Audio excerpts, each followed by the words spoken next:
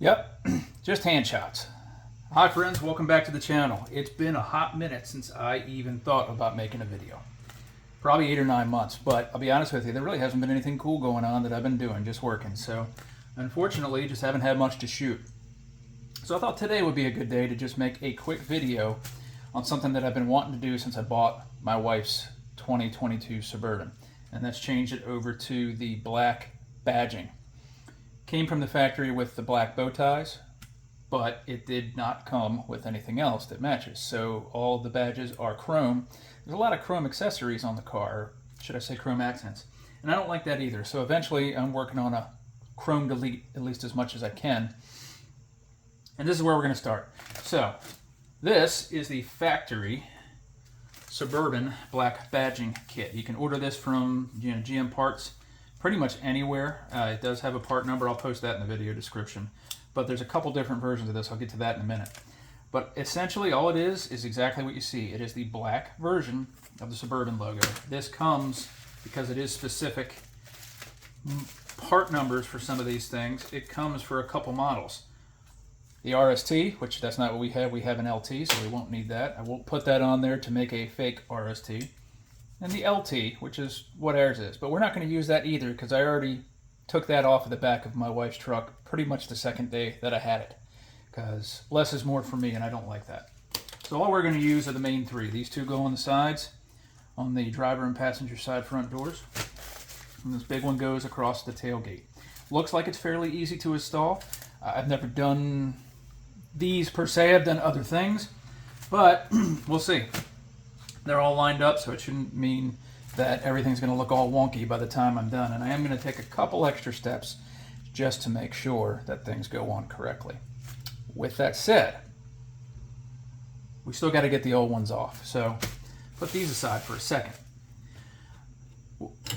One of the ways that I've seen this done, and I've used this on other things, not necessarily this exact application. This looks like you're going to walk up behind somebody and strangle them with a piece of piano wire. But that's not what this is. In theory, this is just some catfishing line that I had laying around from a catfishing trip for one of my reels, and a couple pieces of PVC. Stretch this tight, slide it in behind, and it should cut right through the adhesive on the back of the old emblems. We'll probably put a little bit of heat to it as well. Just a little bit of heat. We don't want to burn anything, but just to soften that adhesive up a little bit. And when we are done that, we're going to have to get all that adhesive off. So got a couple adhesive removing wheels. One's got a little bit more of a profile to it, so it should grind through it pretty well. You just connect this to a drill, and one's for a little bit more finer detail. That's what these are designed to do. They're really pinstripe removal tools, but people use them all the time for badge removal. And I'm guessing there's still going to be a little bit left from adhesive that we have to get off of the vehicle before we put the new ones on. So we got ourselves a little bit of Goo Gone. I use this stuff all the time. It works pretty well. And then we got to line the new ones up. So we're going to talk about that in a minute before we even get started, because I'm going to plan ahead so that they go back in the same spot. Because if not, I'm not going to measure it right. Something's going to be off, and it's going to be sideways going down the side of the vehicle, and it's going to look like crap. And you only get one shot at this. Once it's done, it's done. So let's get changed over, and we'll take a look at what we're going to do on the side of the vehicle to make sure that we don't have that happen. Me again.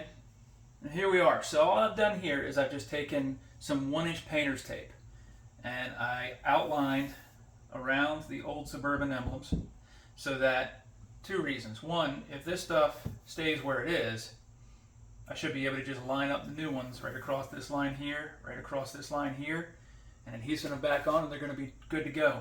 But what I think is probably going to end up happening from trying to get the adhesive off is that this inner perimeter of tape is going to get messed up. So what I did is I just did an outer perimeter. This should be outside of the area that I'm trying to get the adhesive off on. And if I need to, if I mess this up, I'll just put another strip down here, right along this line. It'll be nice and aligned with where the old emblems were. And then another one over here. And that'll give me my 90 degrees to put the new ones back on. Or at least in theory, that's what I got planned.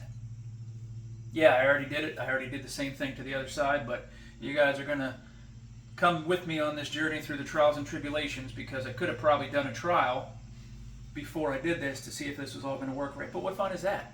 That's not what this is about. This is about me making mistakes. I'm going to do my best. I shouldn't scrape the paint.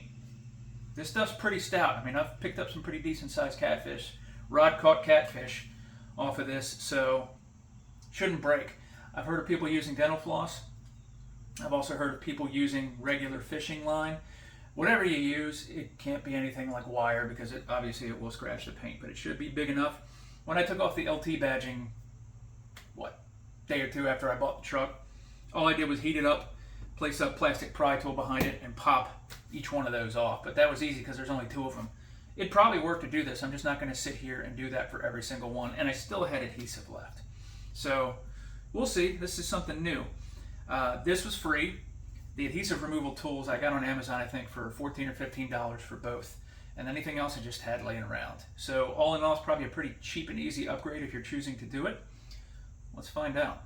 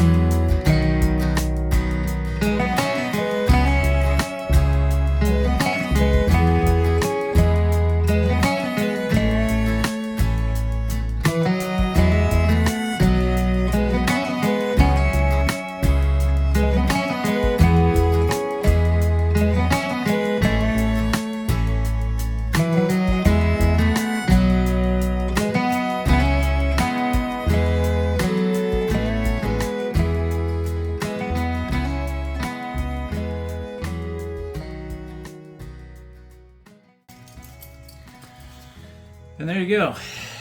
Quick and easy. You guys saw it real time. What did it take me? Less than a minute? They're all off now. I got to get all this junk off. So I think what I'm actually going to do here is I'm actually going to peel this outer perimeter of tape off, or I should say the inner perimeter of tape off, just to give me some working room, and then I'm going to reapply it just so it doesn't get all boogered up. Gives me a nice area to work with. So the next step is the one that I'm actually a little bit more concerned about, and that is going to be getting this adhesive off with that tool. What I understand, I haven't used one of these before. You got to keep it moving. You don't want to burn the paint, especially depending on where you're working on. If you're on plastic, if you hit anything plastic, that friction is going to burn through because that's just how it works. It creates a little bit of heat and friction and it rubs this stuff right off. Now on the metal, we should be pretty good.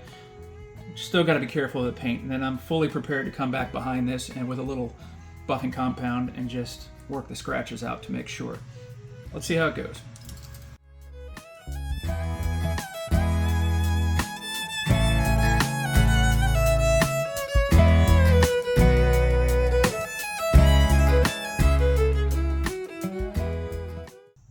All right, I got her in the old Makita. We'll use the big one first, and we'll see. And then if I have to, I might go over to the finer one just to see if that one works a little bit better. But high speed, 4,000 RPM max. I only say that because that's what I'm reading off the back of this thing.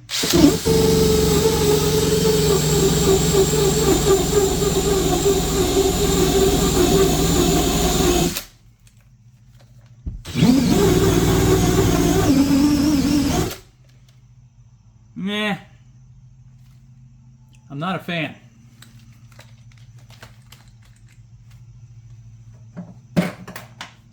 Let's try this one.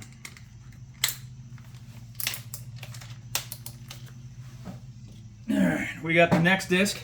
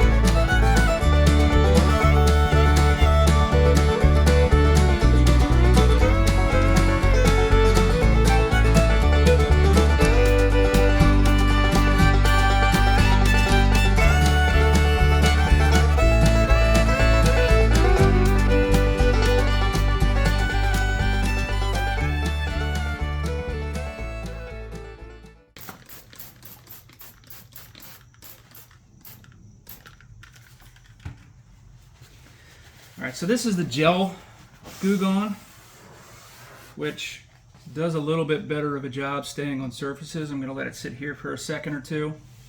Hopefully it doesn't take my tape completely off, because that would be counterproductive, but I should be able to just rub some of this off. And I'm sure I didn't let this sit on here long enough, but you know, for the sake of the video, we'll keep things moving. But already you can start to see, I got a little bit of that adhesive left on there. That was the foam. If we can get the foam off, we're good, right? Because the foam is what actually keeps you from getting to the adhesive backing. And so this did an okay job. I mean, really, I think what we might try on the next one is what I used with the LT badging. I just want to see the difference here. With the LT badging, when I took it off, it was just heat, like I said, and a pry tool. Now, I'm not worried about that, but because the pry tool, the weakest part of the link seems to be the badge itself, so it leaves a lot of foam on the back of the badge. So therefore, I don't know that the pry tool did any worse of a job or better of a job either way than the fishing line. So I think the limiting factor is always going to be our foam that's left over. So maybe we'll just try heating that foam on the next one and peeling it off. That would seem to work pretty well on the other one. It left a little bit of adhesive behind, but it was definitely a cleaner process. There we go. She's starting to soak in now.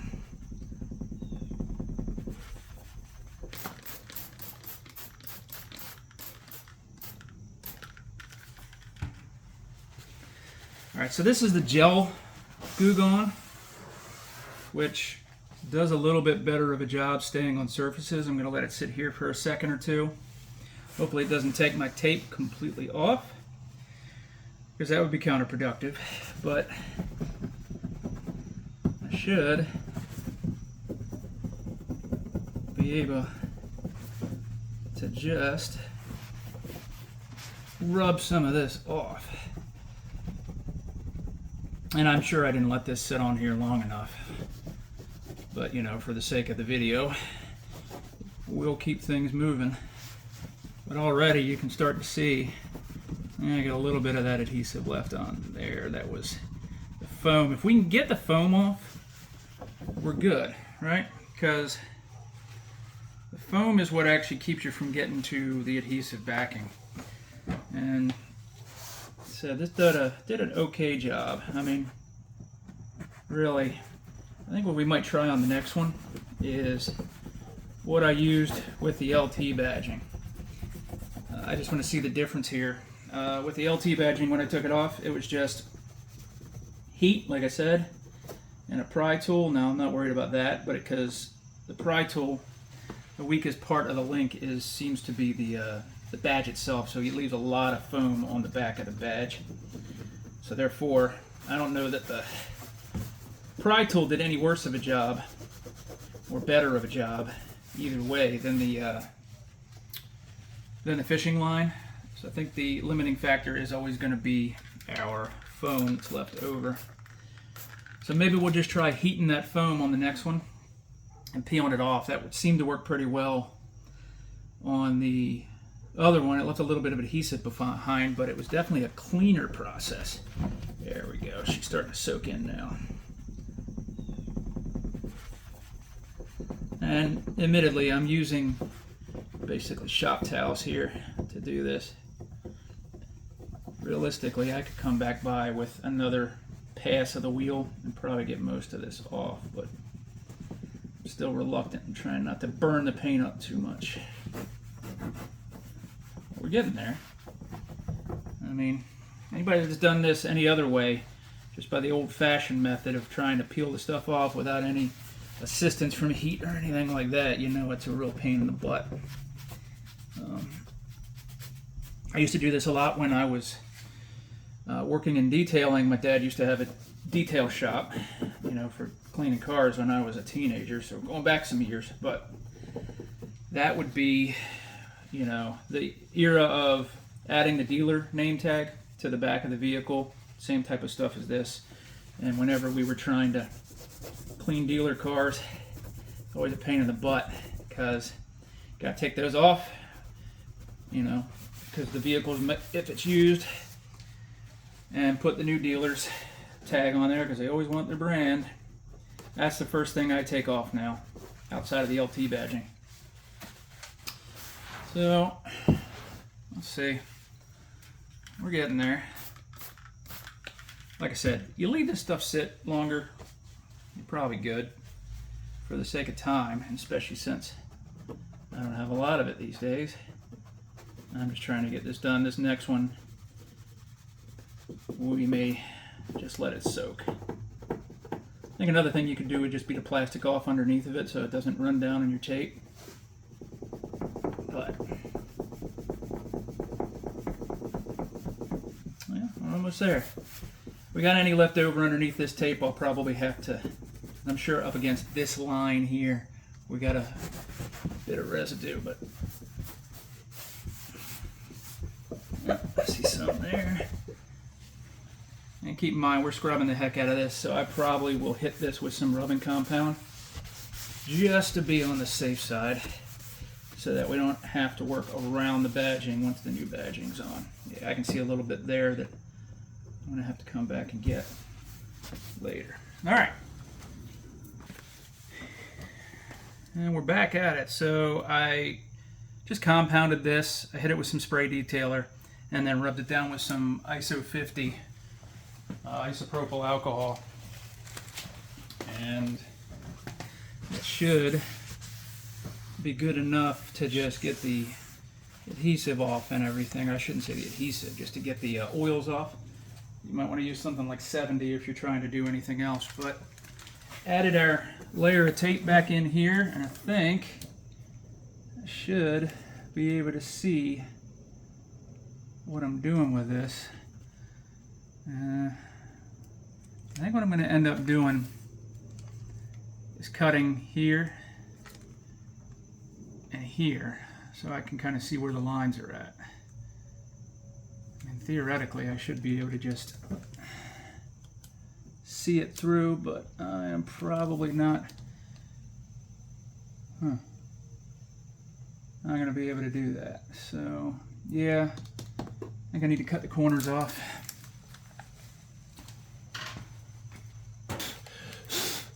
Clean this up already. We'll pull the backing off because this front part is sticky, so it'll hold it. Now we're only going to really get one shot at this, so we'll use the light to our advantage and get it lined up there and here. That looks pretty good. That looks pretty good. That looks pretty good. So we'll go ahead and press each one of these letters in. Try not to dent the damn door, but make sure we're getting all the spots and get the air bubbles out.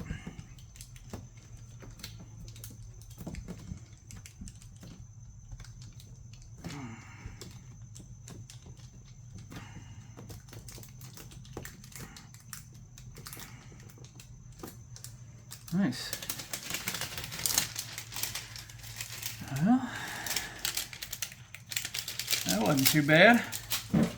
Let's peel this tape off. Oh yeah. That's what I'm talking about. That looks 10 times better, and actually we don't have a lot of adhesive to clean off here. Looks like we did a pretty good job of getting cleaned up. I'm happy with that. Way tougher, right? Way tougher. So before we clean that up, I'm going to let this adhesive set a little bit. It's on there pretty good, but we want to give it some time to set up. But I'd say, yeah, get a little adhesive there. That's a success. Well, there we are. Let me go take a look at the other side. I don't think I'll film that one. I'll just let you know which method worked better. Thought I'd bring you over here and take a look. So I made it about 30 seconds into trying to use the heat gun, and I went back to the old wheel eraser. And this time what I did is I squared up the wheel more with the surface, and I slowed the speed down. And this is before I even put the Goo Gone on it. I haven't done that yet. So if you look, you'll see she's pretty dang clean, and most of what you see is just the remnants of the eraser there. So once I rub this down with the Goo Gone, I think it'll be good to go. So I think I got my groove down, and yeah, no brainer. Don't try to pick that crap off by hand by heating it. You would have been there forever, which my patience was running thin already. So cool, I think that's what we're gonna do. This one took half the time that the other one did. Just a quick note about the tailgate panel here, where the Suburban logo is on the back of the vehicle. This thing right here, this piece, that is plastic. I know that because one, it sounds like plastic, but two, when I was investigating trying to get this trim in black, I realized that it's actually, you have to remove this in order to actually remove the chrome trim and replace it. You can get it, it's one of those things that it's going to be more of an involved job. But we're going to be extra careful with this one. Remember what I said about plastic. I have a feeling it's fine because of the paint, but we don't want it to get too hot because plastic melts and warps and damages easier than steel does. So let's see what happens.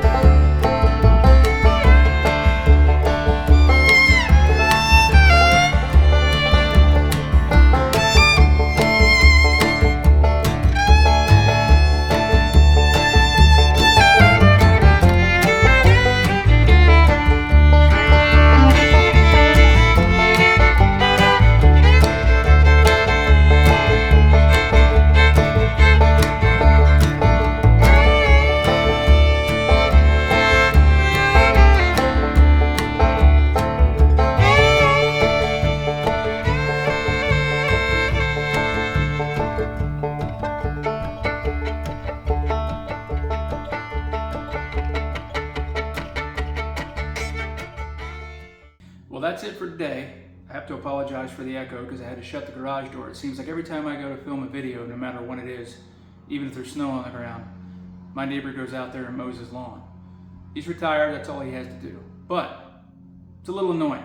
But to close this one off, took me about an hour, pretty easy to do. You guys saw it, so why wouldn't I use something like plastic dip? And here's the reason. I've done that many, many times on many different cars, and I just wanted to do something that was more permanent, that wouldn't rub off, that wouldn't get damaged if something brushed up against it, that when I wax the car, wouldn't get wax all over it, make it difficult to make it look good again. So yeah, it was more expensive, but honestly, it took me probably about the same amount of time, maybe even less, to do this. So the one thing I meant to tell you guys earlier is about that part number. Again, I'll include the one below in the description for the one that I used, but remember there's multiple different trim levels of Suburban. So that kit that I bought was that said good for the LT and the RST.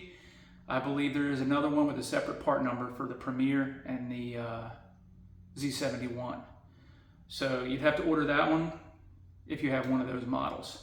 But I don't, so this is the one that I used. It was fairly easy. I really hope they stick on, but being a factory option, I'm pretty sure they will. If you were to order them from the factory, they're a dealer installed item just like those black bow tie badges are. It actually shows that they were installed at the dealer when I bought the vehicle. But they were spec'd back at the factory when they ordered it. So they sent it along. I don't know why they don't put it on right on the line, but they didn't. Same thing with these. So if you want to save yourself some money, because yeah, it was about an hour for me to do it, but that's probably $75 to $100 in labor costs that you're going to pay the dealership to do it. If they're nice and that's all they charge you, plus shop fees for whatever adhesive removers and things like that they need to use. So for an hour of my time and about 15 bucks for those erasers, I mean, I didn't pay for anything else. I had all the other stuff laying around. Seems like a no-brainer to me. So give it a whirl. I think you'll be happy with the results, and honestly, really wish that truck came like that to begin with. That's just the first step of changing that thing over to a total blackout on all the chrome. And then I got a set of wheels in mind. Right now we've got 20s on there. I think we're going to go to 22s, but they make a factory option that is aftermarket. So it looks like one of the factory wheels, and I really like that. The offset's perfect. So that's probably what's up next, but I don't think it's going to be anytime soon because I got plenty of other things that I got to throw my money at beforehand. And the tires on that thing are still good. So once the tires start to wear out a little bit, I think that's probably when we're going to cross that bridge. Right now the truck's only got 11,000 miles on it. We don't drive it too far. So more to come. But as always, thank you for watching. I appreciate it. Remember, I'm not an expert on this stuff, but I play one on television. With that said, you guys stay classy, and I'll catch you later.